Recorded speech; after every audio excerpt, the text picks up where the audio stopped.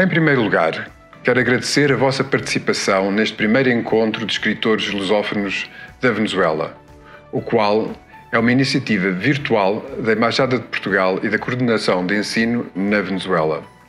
É para nós muito importante ter uma audiência tão numerosa e empenhada, não apenas dos diversos estados da Venezuela, como ainda de tantos outros países.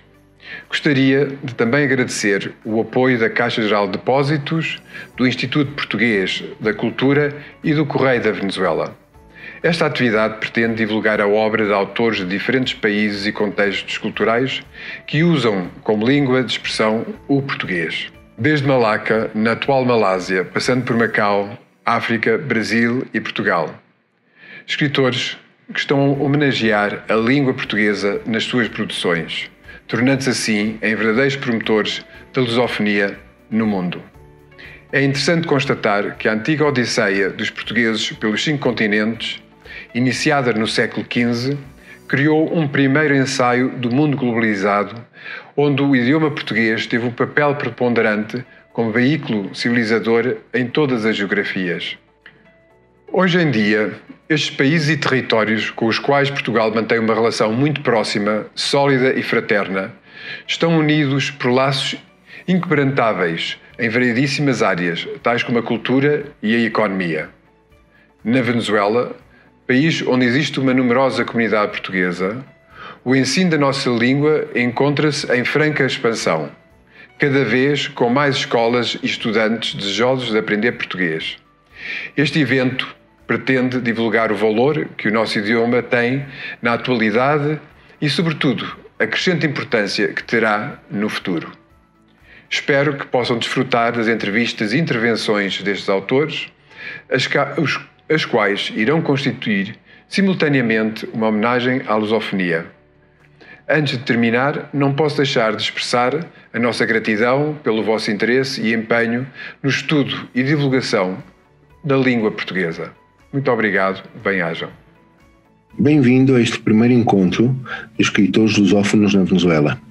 Este encontro está a ser organizado pela Embaixada de Portugal em Caracas, pelo Camões, Instituto de Cooperação e da Língua, pela Coordenação de Ensino Português na Venezuela e conta com o apoio da Caixa Geral de Depósitos, também do Instituto Português de Cultura, do Correio da Venezuela e da Fundação Coração em Malaca.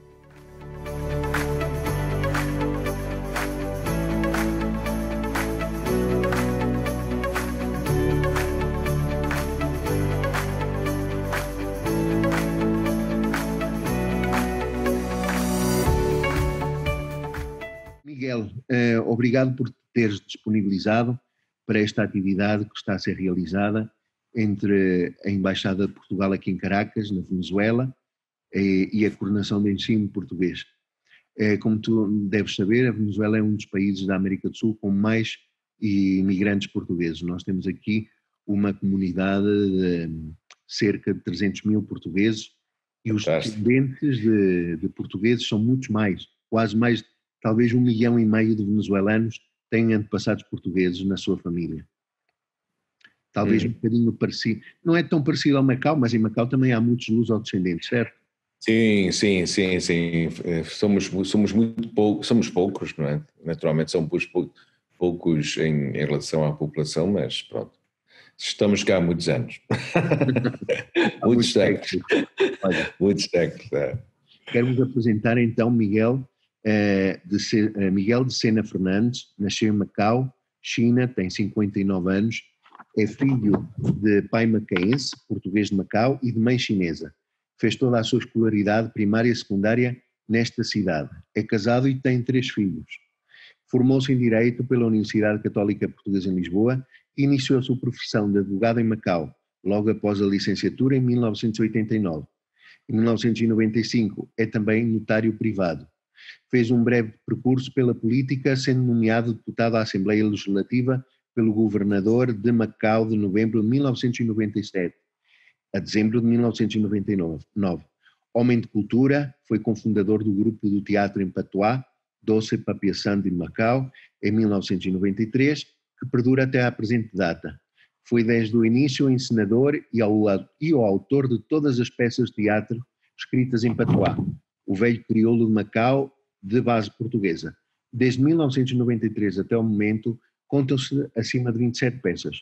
Fundador do coro Doce Papiação de Macau, hoje já desativado, para o qual criou letras para a maior parte das canções em patuá. Não é músico na acessão comum ou tradicional da palavra, mas tem feito música através de meios tecnológicos a seu dispor e prepara um musical para o próximo ano. Em 2005 foi agraciado pelo Presidente da República Portuguesa com a Comenda da Ordem do Infante. Em 2009, o grupo recebeu a Medalha de Mérito Cultural pelo Governo da Região Administrativa Especial de Macau. Desde 2012, o grupo foi nomeado Entidade Preservadora do Teatro em Patuá, no âmbito do Património Imaterial Intangível da REAM. Em 2019, o grupo submeteu a candidatura do teatro em Patuá ao Património Imaterial Intangível da República Popular da China. Em 2018, inaugurou um blog com o nome Crónicas à Sexta, que já vamos falar disso, onde publica escritos em prosa. Contos com Macau, no fundo, sempre inspiraram. E no mês passado viu o seu primeiro livro publicado com o mesmo título do blog. Bem-vindo, Miguel, a esta atividade. Obrigado. Como te disse, está a ser organizada pela Embaixada de Portugal e a Coordenação de Ensino Português aqui em Caracas.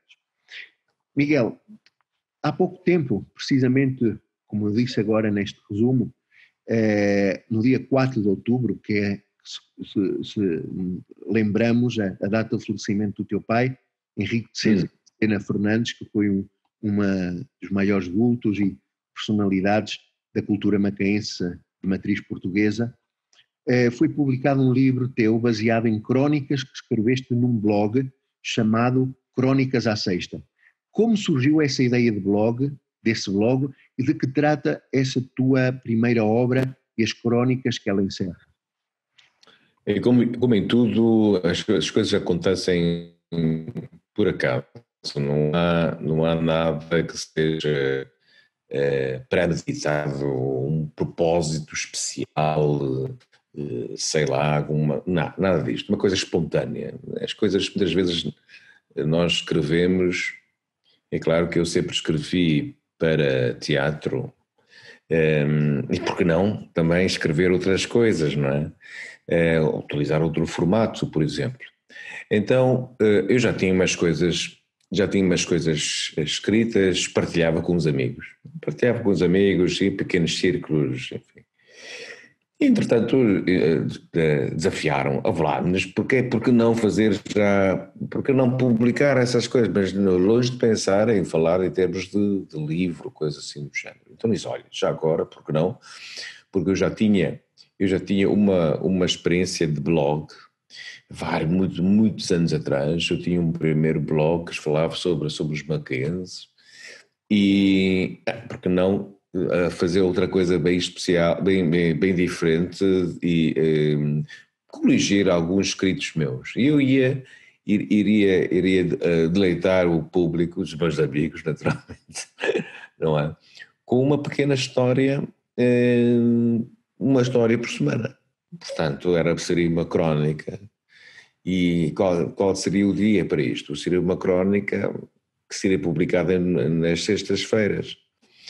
E inicialmente cumpria, os primeiros três ou quatro crónicas foram assim e, portanto, mantinha com alguma regularidade. Mas só que depois, isso de escrever leva bastante tempo e eu tenho uma vida bastante atrafada, muito atrafada mesmo.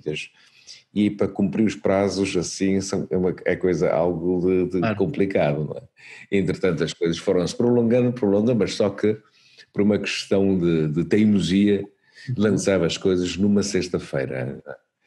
De uma pequena história, por exemplo, a primeira história, que era realmente uma coisa muito curta, uma situação muito curta, aquilo evoluiu até a última crónica, digamos, é um autêntico conto, não é? Um autêntico conto. Portanto, eu próprio notei uma devolução da escrita, por exemplo, não é? E pronto, este ano tive uma oportunidade quando o Festival Literário em Macau resolve fazer uma edição em inglês e em chinês de uma obra do meu pai, isso por ocasião para assinalar o 10º aniversário do seu desaparecimento. E eu disse, olha, aproveitei a boleia, olha que também tem algumas coisas escritas, olha, já agora, por que não fazer uma coisa destas? Então, olha, aproveitei a boleia e pronto, está cá fora o livro. Portanto, é uma coisa para iniciar. Eu acho que as coisas têm que se iniciar desta forma. E ainda bem que me deram esta oportunidade para o fazer. E, portanto, estou contente e mais alento para outras coisas. Não? Quantas crónicas são nesse livro? Neste estão todas. Aqui acho que são 10 crónicas que estão aí.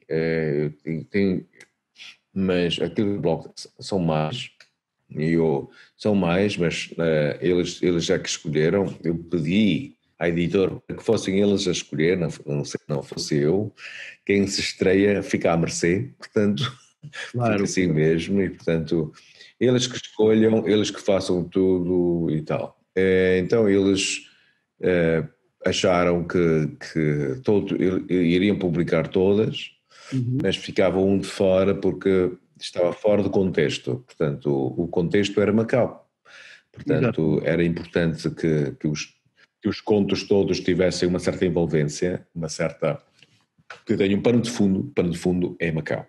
E havia um que estava realmente fora de contexto, e pronto, eu nem sequer, eu concordei naturalmente, eles melhor saberão. Portanto, foi assim que aconteceu, não é?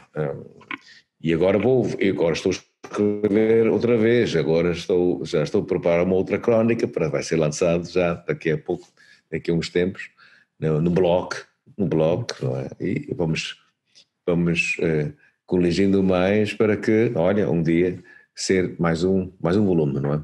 Sim. Tu tens alguma crónica da qual tu gostas mais? Eu no fundo gosto de todas, quer dizer, claro. Eu gosto de todas, não é? Quem cria gosta das suas crias, não é? Não, eu tenho algumas que eu gosto muito. A última, por exemplo, que fala sobre o bolero. O pano de fundo é bolero, não é sobre bolero, naturalmente, dançarino.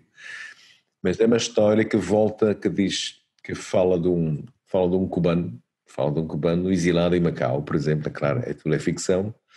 Eu gosto da história, portanto a temática é muito boa, isso anda à volta de um som, isto é um bocado difícil,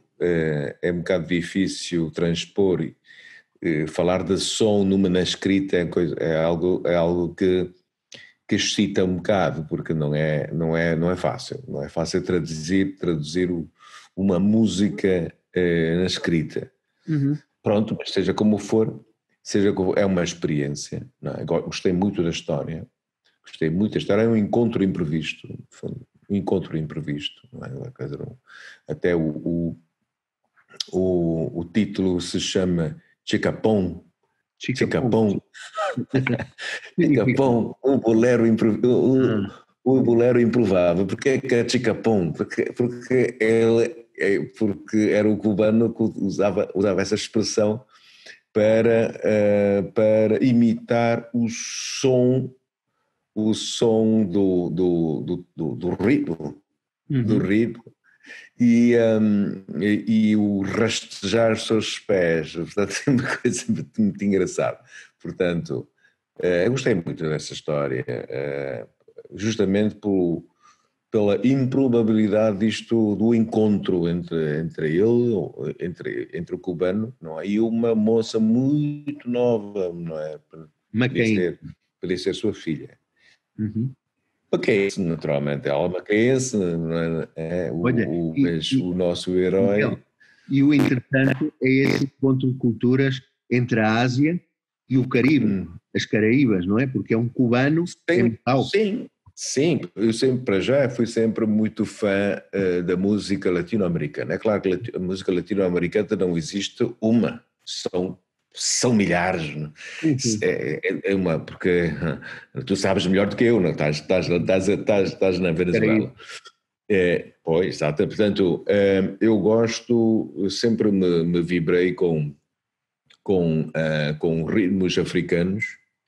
ritmos africanos e, sobretudo, africano caribenho, onde eles fala-se muito do bolero, o son montuno de Cuba, não é? E a própria os ritmos da salsa, da cúmbia, portanto, todos estes foram sempre ritmos que soaram sempre na minha cabeça, sempre. E é claro que há outros ritmos que casam as duas coisas, os mariachis e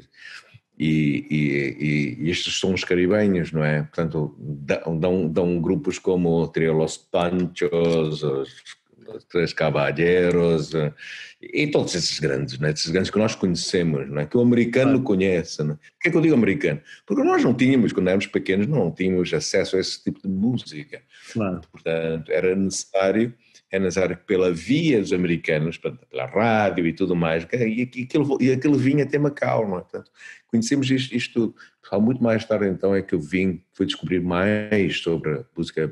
Portanto, isto tudo, isso a propósito do conto, vinha Claro. muito, muito a propósito, e eu queria, pronto, de uma maneira muito singela, fazer uma espécie de homenagem a este som que sempre me fascinou desde criança. Não é? Claro. Miguel, tens algum outro projeto para enveredar em outros caminhos da escrita? Por exemplo, o romance?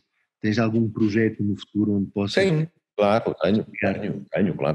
Eu estou agora a preparar um conto que vai levar o seu tempo, vai levar pelo menos estou já a levar um ano, porque isso exige alguma pesquisa, sem querer muito, mas estou agora a enveredar-me por um projeto que pode resultar em um romance histórico. Portanto, algo que se passou aqui nesta zona da Ásia, por exemplo, não é? Macau entra de certeza. Uhum. Entra de certeza, não é? Que isso são dois contos, são duas histórias, por exemplo, são duas histórias, praticamente à mesma altura, são do século XIX, são contos, são histórias do século XIX, e como é século XIX eu vou ter que perder algum tempo para fazer uma pesquisa como deve ser, não é? Dentro daquilo que, enfim, acho que é fundamental de se fazer. Tem que ser feito, não é? Portanto, isto é algo ficcionado, obviamente, mas a ficção não pode deixar de ter um mínimo de base, e a base é a base histórica, não é? E, portanto, algo que me vai fascinar naturalmente, e vou fazê-lo. Estou a pensar, aliás, este ano tive uma experiência, fazer um guião cinematográfico, também eu tenho o meu amigo e o meu amigo, ambos, nós dois agora praticamente somos, diria, os criativos da Doce Papiação de Macau. Portanto, eu faço o guião e ele é o homem dos vídeos. Aquilo que se vê na YouTube, por exemplo, é a obra dele, por exemplo. Não é? Queremos fazer um filme. E, portanto, fazer um filme, eu julgo que é um filme com um projeto com muito boas pernas para andar. Fala sobre Macau, fala sobre os bairros de Macau, aquilo que é mais característico, e é brincar numa cidade que todo mundo conhece como uma cidade de jogo, de jogo, não é? De casino e tal, não é? Mas algo que esconde por trás diz que são os bairros antigos, bairros esquecidos, não é? Portanto, toda a história vai ter isto como um pano de fundo. E julgo que tem pernas para andar. Não sei, lá está, como isto é filme, o público melhor saberá, não é? Sim. Miguel, que já que Sim. começaste a tua carreira como escritor, que conselhos darias a todos aqueles que querem enverdar por essa carreira? Bom, eu não sei se eu comecei a minha carreira de escritor. O certo é que andei a escrever durante Já há muitos bastante anos. tempo. Já há bastante tempo, faz bastante tempo. Eu não sei se eu estarei em condições de dar algum conselho, repara, mas a verdade é que eu falo por experiência própria. Eu sei que escrever não é coisa fácil, é uma coisa bastante que exige muito trabalho, mas o trabalho não é a técnica de escrever em si, porque a técnica aprende-se, não é? O que as pessoas, pelo menos a minha experiência é lutar contra a frustração. Por que é que eu digo isso? Né? Mas isto no bom sentido, repara, sempre no bom sentido. Porque quando nós queremos qualquer coisa, queremos traduzir algo, nós somos muitas vezes levados ao perfeccionismo. É fácil dizer que o homem não é perfeito e, portanto, é muito difícil viver com a imperfeição e sabendo que isto não está bom.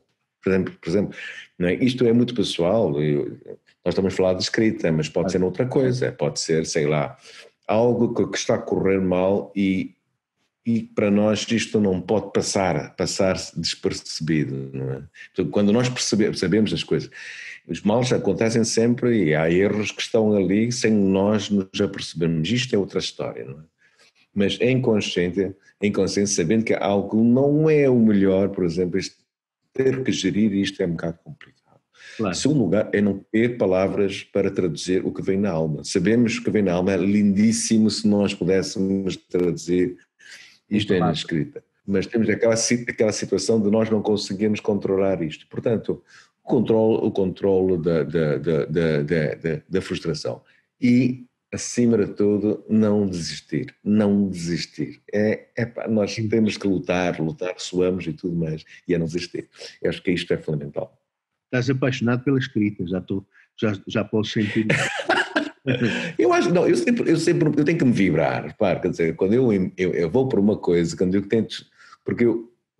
tenho que criar algo, eu tenho que acreditar naquilo, eu tenho que me envolver, tenho que me sentir absorvido por isso e mergulhar-me por completo. E, portanto, se calhar é de onde vem a minha paixão. Portanto, eu não consigo conceber nada na vida criativa sem haver paixão. Não consigo conceber isto. Mas pronto, lá está, isto também lá é a minha opinião. Mas sou convictamente apaixonado pelas coisas em que eu me meto. Às vezes até a minha mulher até se queixa, mas pronto. Seja como for, sim, é isso. É criativo. Olha, Miguel, falamos agora um bocadinho do teu pai, não é? Henrique Muito bem, sim, Fernandes, autor de alguns clássicos da literatura em português produzidos em Macau. Há um deles que é muito conhecido, que é Amor e Dedinhos de Pé. Muito bem, sim, até há um filme sobre isso, um filme que conta a história ambientado no Macau de princípios do século XX. Como caracterizas a obra do teu pai e se achas, também esta é uma pergunta que eu queria fazer, se achas que ele tem tido influência na tua produção literária? Bom, o que eu acho da obra do meu pai é muito rica. E meu pai foi sempre um escritor macaense. Ele dizia, sou macaense e eu sou português de Macau. E, portanto, ele escreveu sempre o que achava que devia escrever, sem ter outro tipo. Naturalmente, ele teve como referências literárias autores bastante importantes da literatura portuguesa, como Eça de Queiroz, Jorge Amado e todos estes foram clássicos e foram sempre referências dele, pelo menos era o que ele referia.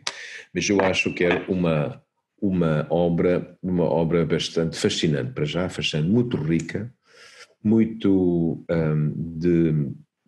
o meu pai adorava era descrever as coisas, muito descritiva.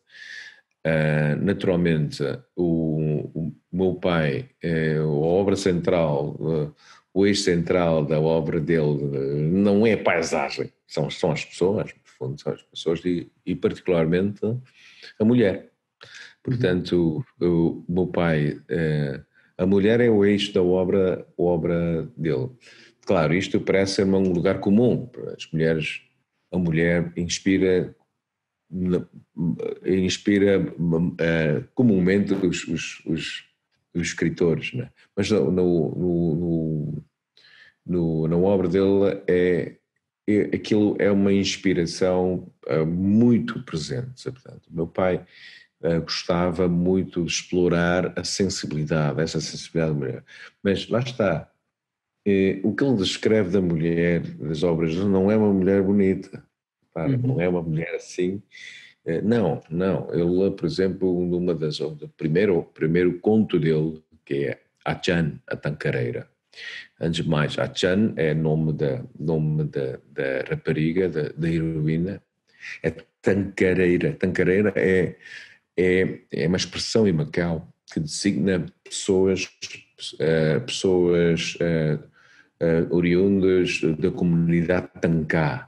Tancá são os pescadores. São os pescadores, são nómadas, vivem nos barcos. Era uma comunidade bastante numerosa em Macau. Eles viviam sempre nos barcos e ela era oriunda desta comunidade, portanto, a Chana Tancareira. Ora bem, na descrição da Chana Tancareira, ela não era uma pessoa bonita, até era pelos padrões de beleza ocidental, por exemplo, era uma coisa feia, não é? Só que é isto tudo vem a beleza da obra. Ele quer que a mulher para ele é um ser naturalmente belo. Naturalmente belo. O homem, meu pai dizia sempre, elas são bonitas. Meu pai dizia sempre isto, elas são bonitas, nós homens é que somos tafernos, nós somos maus, nós é que somos maus. Não é? E de facto é verdade, o homem é o herói é o homem bonito.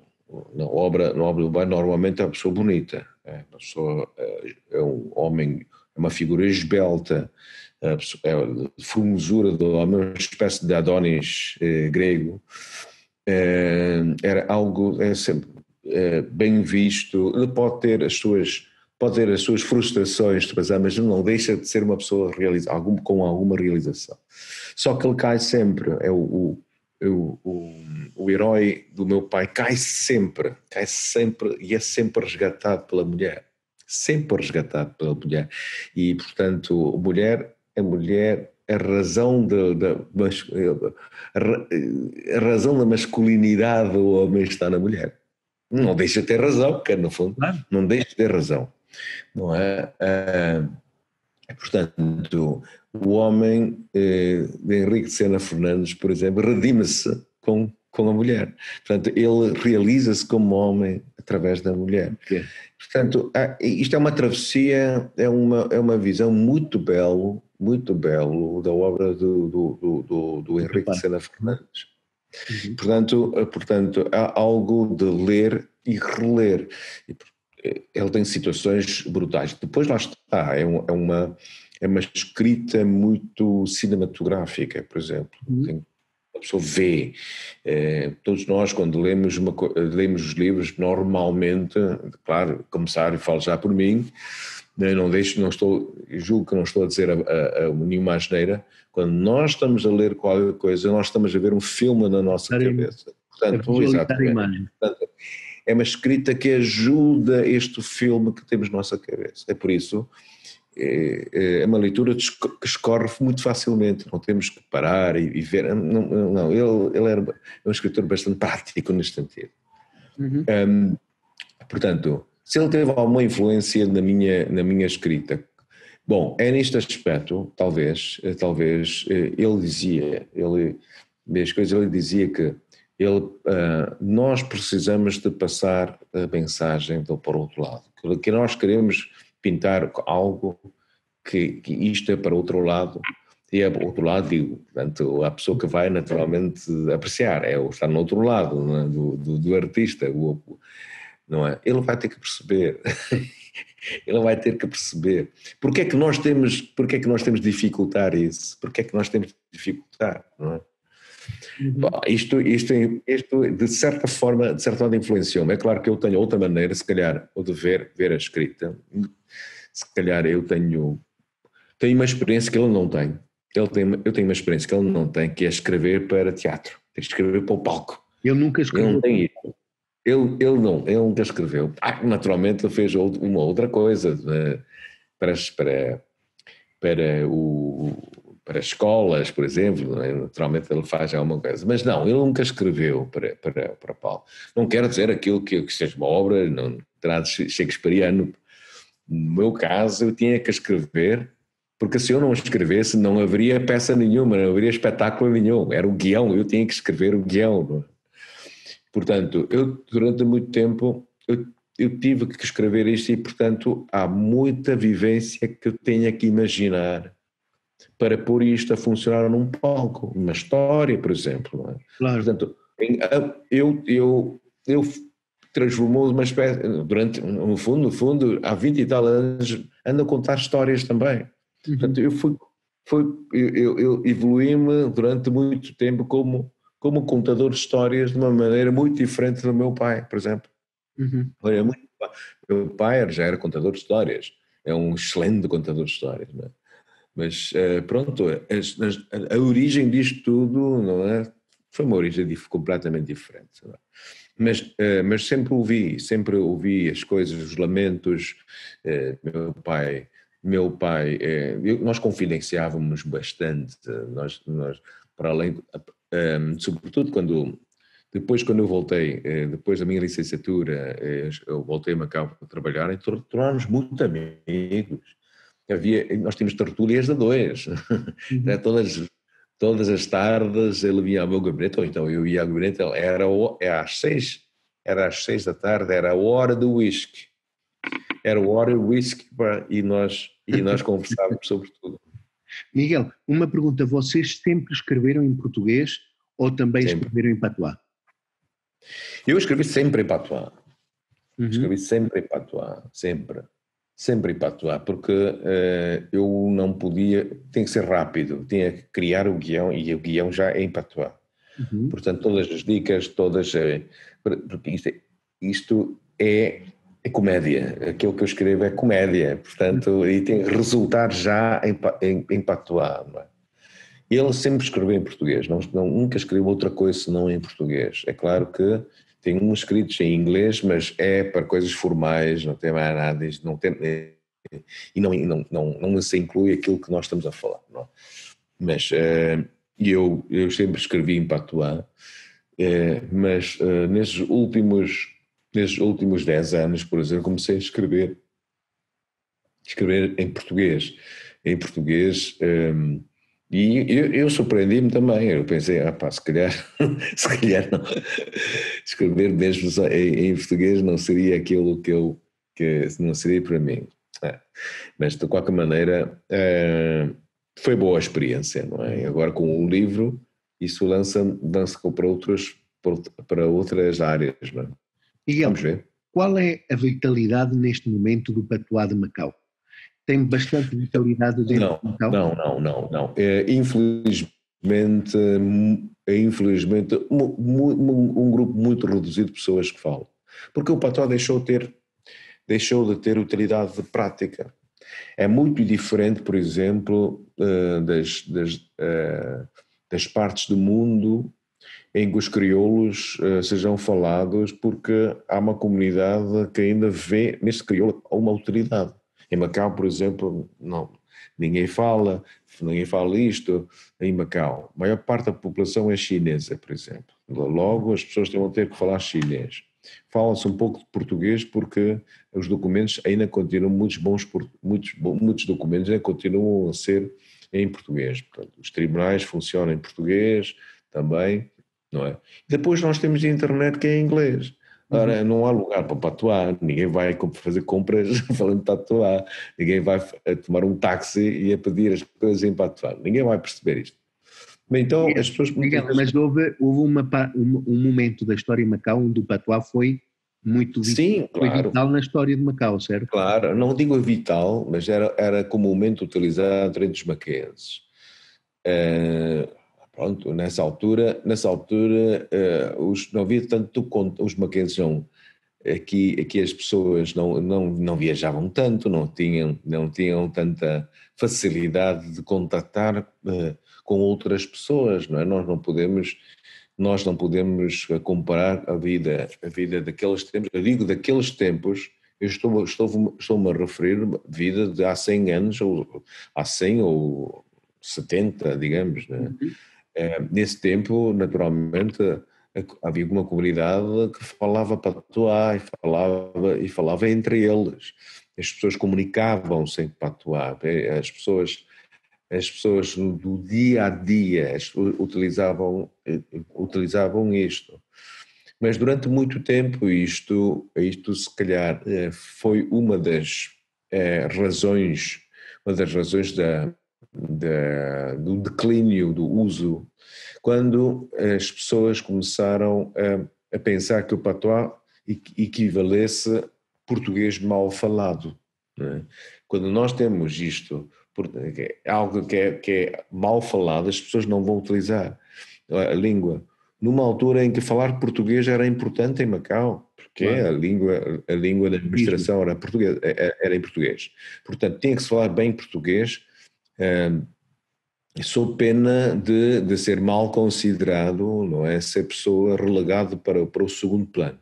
E as pessoas não estavam para isto. Mas, portanto, as pessoas lá fora, portanto, fora da sua casa, não é? Falavam português, não é? As pessoas, mas havia sempre um ou outro que não tivesse tanta fluência no português, por exemplo. Este continuaria a falar patuá, mas com a consequência de não ser um Zé Ninguém, por exemplo. Claro. Em casa já se falava muito patuá, por exemplo. É por isso mesmo as pessoas consideravam que o patuá era uma língua das mulheres. Porquê que a língua das mulheres? Porque as mulheres eram a sociedade tradicional, mas a sociedade do homem, não é? Era o homem que se relacionava, que saía de casa e tudo mais. Em casa quem reinava era a mulher, não é? E, portanto, entre elas falavam patuá. Os homens aprendiam patuá, porque as mães ensinavam patuá, não é? Portanto, não é? Portanto, a língua, o patuá era uma língua que falava mais em casa do que qualquer outra coisa. Claro que os tempos mudaram, hoje ninguém, nem em casa se fala patuá, não é? E pronto, somos nós agora os teimosos a quererem manter a língua, mas através do palco. Patuá, falar patuá agora é fazer um espetáculo, por exemplo. As pessoas querem chacota, querem brincadeira, querem gozar com a situação, fazer o escárnio, fazer, não é? Então utiliza-se o patuá para isto, é só para isto, não? Sim. Miguel, já temos quase 21 anos desde que Macau passou a fazer parte da República Popular da China. De acordo com o estatuto que tem Macau dentro da China, o português é uma língua oficial. Como vês tu o prolongar do português no território de Macau? Para já foi algo que era uma dádiva que veio do céu. Quando pensava-se que isto não iria acontecer, pensava-se que dias bastante difíceis iríamos encontrar. Aqueles que não falassem chinês, por exemplo, teriam os dias contados, porque isso seria muito difícil. Mas bem quis a China, mas eu estou a falar da China, estou a falar do governo central, por exemplo, não é? Quis o governo central adotar uma política de aproximação entre a China e os países da língua oficial portuguesa. Não é?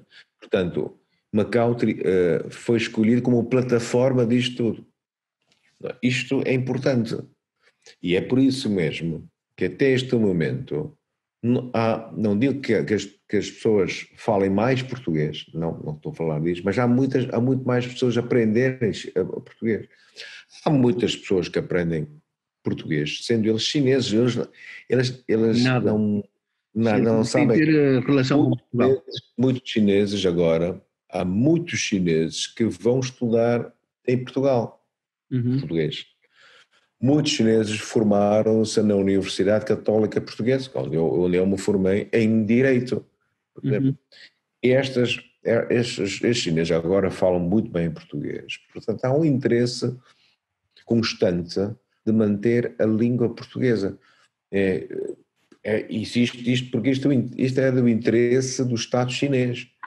Claro. O Estado chinês quer que Macau funcione como esta plataforma, porque Macau tem legitimidade histórica para isto, não é? Claro. Portanto, é por isso que é importante que as pessoas falem mais português.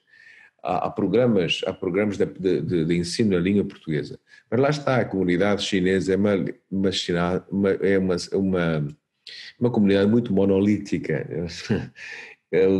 Custa-lhes muito ainda aprender português e tal, mas pronto, seja como for, se eles aprendem ou não aprendem, o problema não é meu, não é o problema, o importante é que em Macau continua a ver português, que nós, a comunidade portuguesa, pelo menos, continua a ter uma razão de estar, e a comunidade portuguesa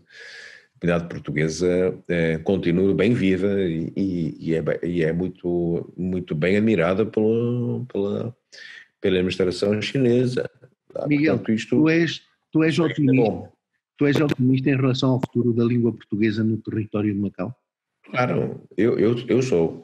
Não está, quer dizer, é como tudo, vamos ser práticos, não é? Nós não vamos sonhar, vamos ser práticos. Tudo depende de saber qual é a utilidade do português para a China, porque lá está, é muito diferente falar da importância de português em Portugal, como é óbvio, não é? Ou então português nas comunidades portuguesas espalhadas pelo mundo, não é? Olha, o teu caso, em Venezuela, por exemplo, não é? É muito diferente de falar da importância de português na China, que, como é óbvio, originariamente não tem qualquer cultura, qualquer ligação com Portugal. Tudo depende de saber qual a utilidade desta língua para a China. No dia em que cessar isto, vai tudo abaixo, não é? Com certeza, não é? Mas lá está, eu apenas acredito numa coisa, que é, nós temos que ser resilientes, isto é fundamental. Eu julgo que o facto de sermos poucos, isto não quer dizer nada. O que interessa é ter a vontade de nos mantermos como nós somos. Eu julgo que isso é importante. Foi esta a vontade que se calhar mantém bem forte a comunidade, olha, a vossa comunidade, não é? Na Venezuela, uma das maiores comunidades portuguesas que nós conhecemos no mundo, não é? Portanto, porque é que isto é tão forte? Porque é aquela resiliência, aquilo é para ficar, pronto. E por poucos que nós possamos ser, é importante que nós sejamos resilientes, não é? Eu neste aspecto eu sou bastante, sou teimoso. Claro. E já terminando a nossa entrevista, Miguel, queria te perguntar uma coisa. Na tua opinião, como vislumbras a lusofonia na China e no mundo globalizado? Eu acho que a lusofonia só faz ganhar a China, para já. A China só tem a ganhar com isso, lá está, porque isto corresponde àquilo que ela tem em mente, não é? Como eu disse há pouco, a aproximação com os países de língua oficial portuguesa. A China lucra com isto. Isto tem tem muitas sinergias que eles têm isto em conta. No mundo globalizado, eu acho que neste momento o mundo lusófono, por exemplo, é uma presença inestimável. É claro que nós não podemos comparar-nos com países que só falam inglês, por exemplo, os anglófonos, por exemplo. Não podemos comparar com isso. Porquê? Porquê que não podemos comparar? Não podemos comparar ainda, não é? Porque o inglês não porque é que é a língua universal? Porque é a língua do comércio. é a língua do comércio, não é? Portanto, é só isto. E o mundo da lusofonia não atingiu isto, mas o mundo da lusofonia é um mundo de cultura. É uma língua de cultura tão forte que é inestimável. Não é? Para só que o mundo lusófono já ultrapassou o mundo francófono, por exemplo. A francofonia, o mundo francófono é forte pela tradição que houve e também, naturalmente, a França foi uma potência económica bastante importante. Mas hoje em dia é o que é, pronto, não é? Isto sem desprezar. Mas a lusofonia é importante e os países que estejam integrados, os povos que estejam integrados na lusofonia, é claro que têm que se entender, os próprios países têm que se entender também, porque o tema da lusofonia é tabu também em certas partes. Há quem não possa falar de lusofonia porque isto é um resquício do colonialismo português. Eu, para mim, sou daqueles que apoiam a lusofonia. E apoio a lusofonia esquecendo completamente destes preconceitos todos. Não existe uma outra expressão para a lusofonia. Esse fenómeno todo de abarcar vários povos, não é? Sob a sigla de uma língua, por exemplo. Não existe outro termo para isto, é lusofonia.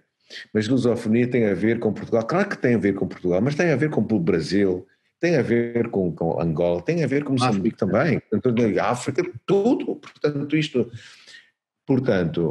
os puristas, não é? Os puristas, os negativistas, os críticos da lusofonia, por exemplo, não é? Esqueçam estes preconceitos, porque nós somos o que nós somos e nós abarcamos o nosso passado, com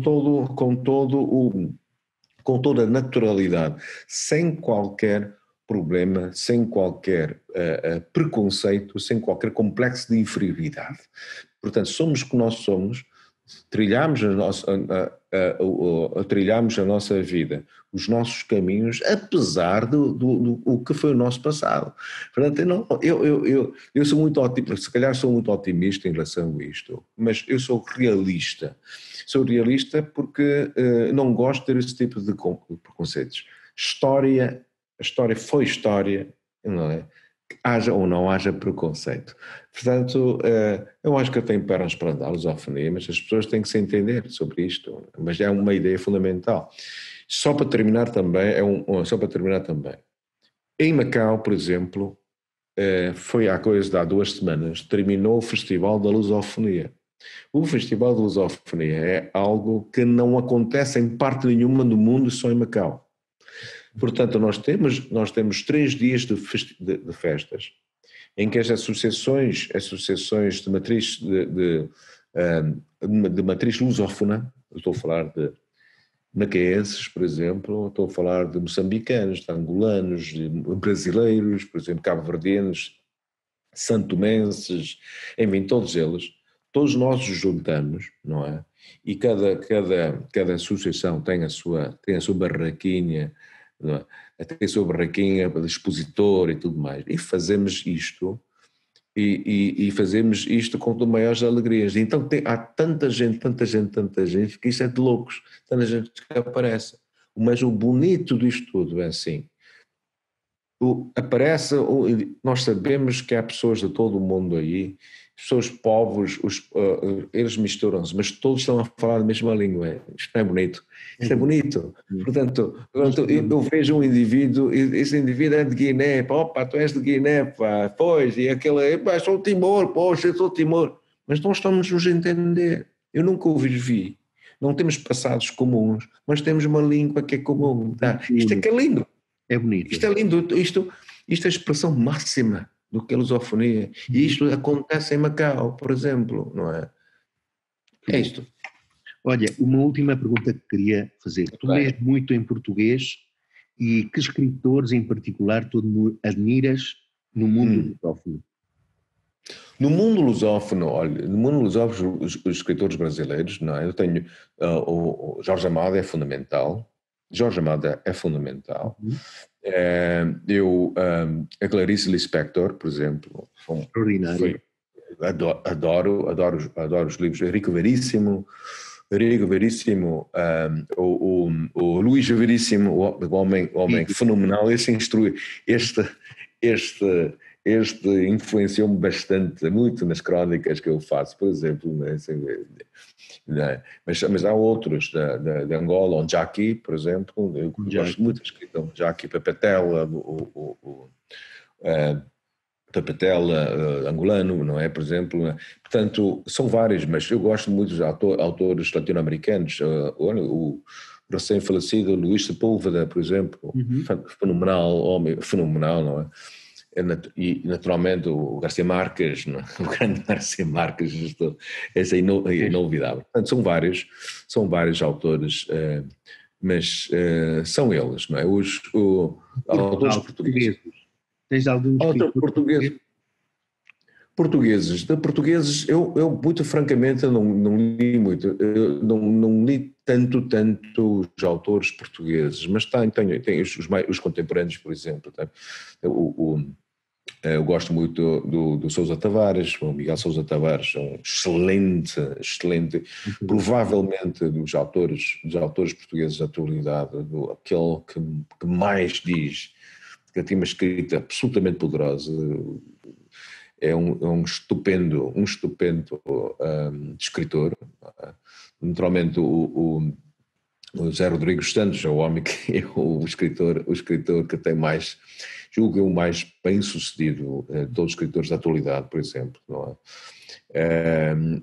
É fenomenal, já li livros dele e pronto, agora de repente assim não. Claro. Muito bem, obrigado, Miguel, por teres disponibilizado para este primeiro encontro com os lusófonos. Sim, é verdade. Conhecemos há muito tempo, através da internet nunca nos falámos, já descobriste isto. Sim. Há mais de 10 anos, pá. Exato. Há mais de 10 anos que a gente anda a trocar umas impressões aí, pá, na internet, mas nunca nos falamos. Sim, é verdade. Olha, muito obrigado. Sim, senhor. Sei que aí em Macau bastante. Foi um grande prazer falar contigo. Sim, senhor. Ok. Sempre às horas. Se houver alguma coisa, já sabes. Ok. Obrigado.